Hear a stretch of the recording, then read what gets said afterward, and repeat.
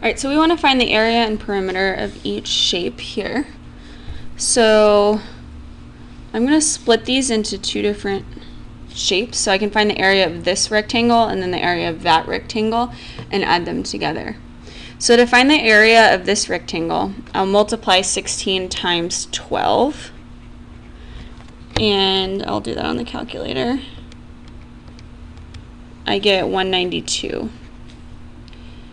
Then to find the area of this one, I'll do length times width, 35 times 13, and I get 455. So then the area is 192 plus 455, which is 647 units squared. The perimeter is the length all the way around the shape.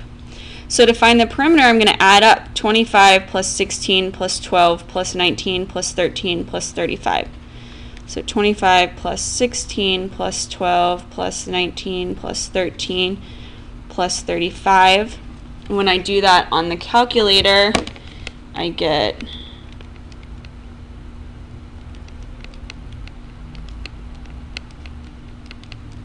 120. So that's 120 units. We don't really have a unit here, so we just say units. For this one, to find the area, I'm going to do 8 times 12, which is 96. And then for the bottom rectangle, again, length times width is 8 times 12, which is also 96. So the area of the whole thing, so again, I did 8 times 12 and then 8 times 12, is 96 plus 96, which is 192 units squared. The perimeter means that I need to add up all the sides. So 8 plus 12 plus 8 plus 7 plus 8 plus 12 plus 8 plus 7. So here I know that I have 1, 2, 3, 4 8s. So I'm going to do 4 times 8 plus, let's see, I did that one, that one, that one, and that one. I have 2 7s. 2 times 7 plus 2 12s. 2 times 12. So I get 4 times 8 is 32 plus 14 plus 24, and I get 70. So the perimeter is 70 units. For number 2, it says, examine the figure shown at right. The numbers on the outside are the lengths of each little segment. The numbers on the inside are the areas of each section. So first I want to find the perimeter of the entire rectangle. So I need to find all these different lengths. So I know that this part is 7, this is 5, so that means this also has to be 5. I know that that's 7, I know that this is 6. So I need to find this length right here, which would be the same as this one. So I know that the area of this rectangle right here is 40. I know that one side is 5. So I need to figure out what multiplies with 5 to make 40. And that's 8. So then that right here is 8. So to find the perimeter of the rectangle, I can add up all of the side lengths. And what I'm going to do is make it the entire length. So this would be 8 plus 6 is 14. This right here would be 5 plus 7 is 12. So then I know here that that's 12, and this one is 14. So to find the perimeter, I'm going to do 14 plus 12 plus 14 plus 12, and I'm going to get 52 units. The area is, there are two different ways I can find the area here. I can do length times width, which would be 14 times 12,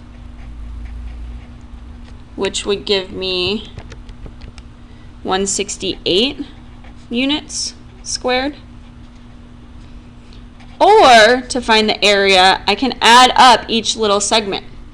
So I know this one's 40 plus that one's 30 plus, let's see, this segment would be 7 times 8, so that's 56.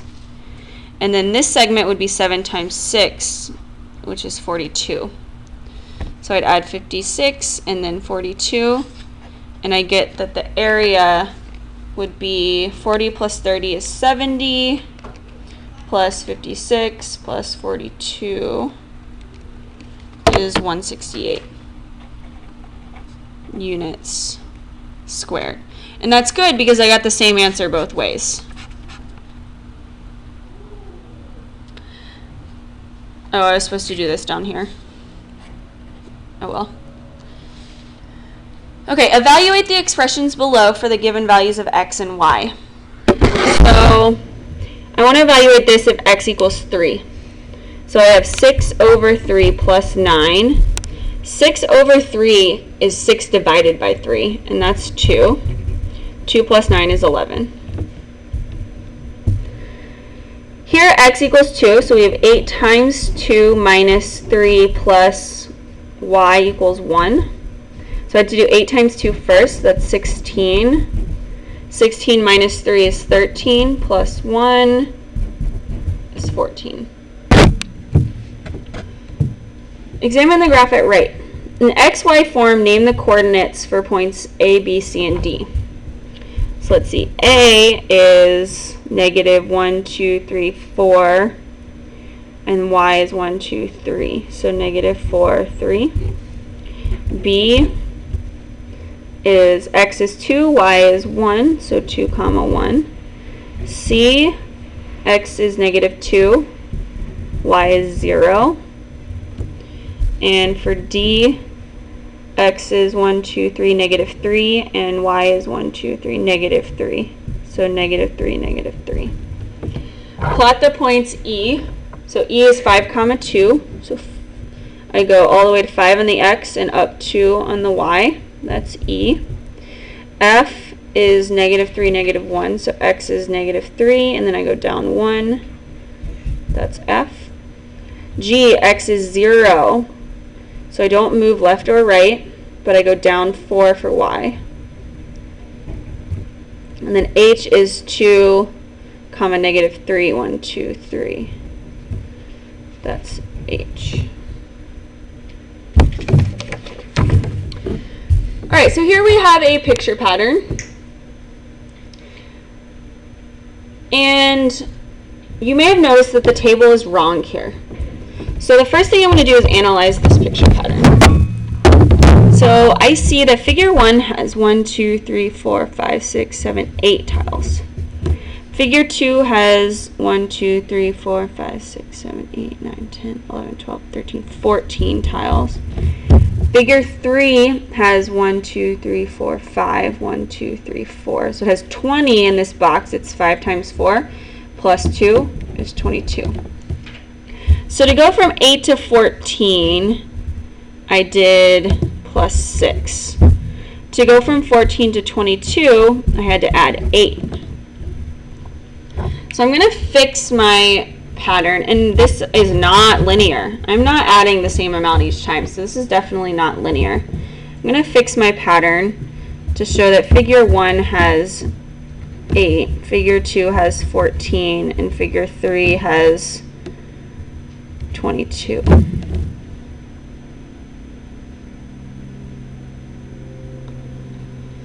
So then, let's see, in my table I added 6 and then I added 8.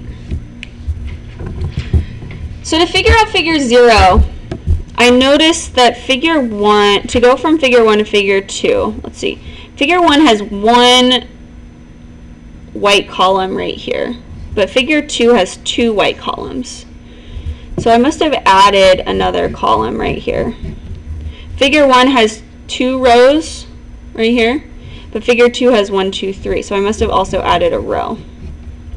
And let's see, I added 6, so 1, 2, 3, 4, 5, 6. So that makes sense. Again, I added a row and a column, which should add up to 8. 1, 2, 3, 4, 5, 6, 7, 8. So that works. So each time I'm adding a row and a column. So that means to go from figure 0 to figure 1, I had to add these 4 blocks. So figure 0 must have had that one that stayed white, this one, and then one below it that was shaded in, and then another one right here that was shaded in, and then one at the corner that was shaded in. So it had 1, 2, 3, 4 tiles. And then to go from 4 to 8, we added 4. So I noticed that my second difference here, so I did plus 4.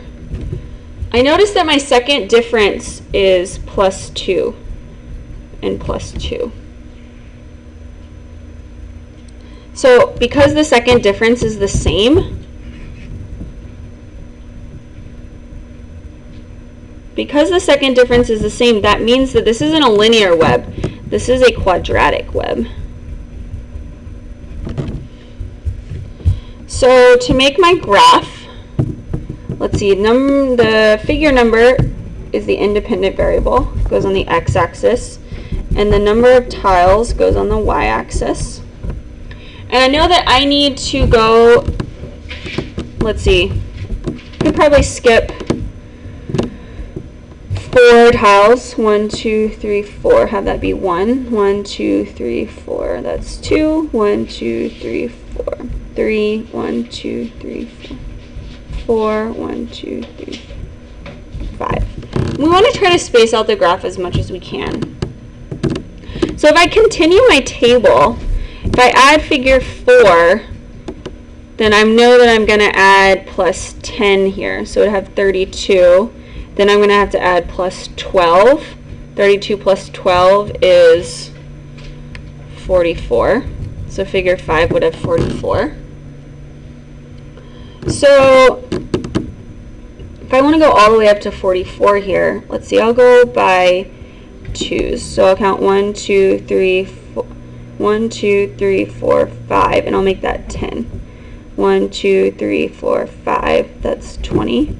1, 2, 3, 4, 5, 30. 1, 2, 3, 4, 5, 40. 1, 2, 3, 4, 5, 50. So figure 0 has 4 tiles. So I went 2, 4, 6, 8, 10. So 4 tiles would be right here. Figure 1 has 8 tiles. It would be right before 10. Figure 2 has 14. See, that's 10, 12, 14. Figure 3 has 22. So let's see, I'll go up to 20, 22. Figure 4 has 32. So let's see, there's 30, 32.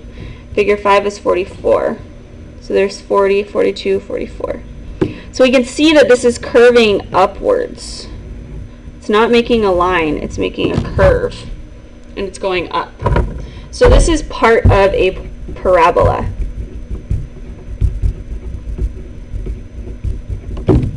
So the y-intercept is where the line crosses the y-axis. That's right here, 0, 4. The x-intercept, right now we don't know where that would be because we don't know where this is going to cross the x-axis. So it's okay if we leave that one blank. Our grow by is it's growing by different numbers. So first we're going by 4, and then 6, and then 8, and then 10. We could say that the second difference is 2. It starts with 4. Right now this picture pattern is increasing. And if I want to know the number of tiles in figure 100, that might be a little bit difficult to figure out. So let's think about the equation.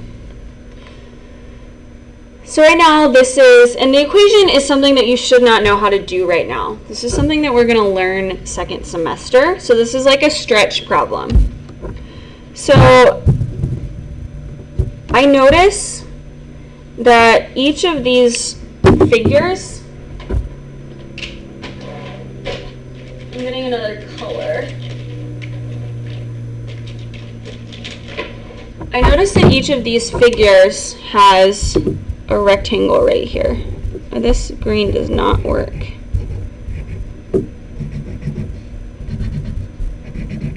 This rectangle.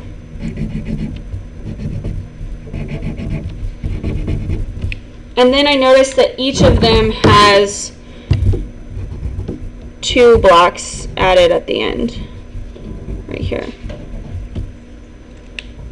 So, in this rectangle, I'm going to try to find the length and the width. So here, in figure 1, the length is 2 and 3. It's 2 by 3. Here, it's 3 by 4, the rectangle. This one is 1, 2, 3, 4, 4 by 1, 2, 3, 4, 5. So I noticed that each time it's increasing. And it's related to the figure number. If 1 is the figure number, then here 2 is figure number plus 1 times figure number plus 2. Same thing here. Figure number plus 1 times figure number plus 2. Because the figure number is 2 and that's 4. This is figure number plus 1 times figure number plus 2. So if we want to find the number of tiles, we just have to multiply the figure number plus 1 times the figure number plus 2, and that will give us the number of tiles in this rectangle. Then we have to add the 2 extras. So this is something that you don't need to know how to do right now, but I'm just going to show it in case you're interested. Remember that we call the figure number, that we can represent that with x. So we can say here that the equation is x plus 1 times x plus 2. And then we have to add in these 2 extra tiles right here. So we have to add in plus 2. So the equation of this function is f of x equals x plus 1 times x plus 2 plus 2. There are lots of different ways that we can write this, and we're going to learn all of that second semester. But this is just a little preview problem. If we wanted to find the number of tiles in figure 100, we could just plug in 100 for x. So we would say that f of 100 equals 100 plus 1 times 100 plus 2, and then add on 2 at the end, plus 2. So let's see, that equals 101 times 102 plus 2.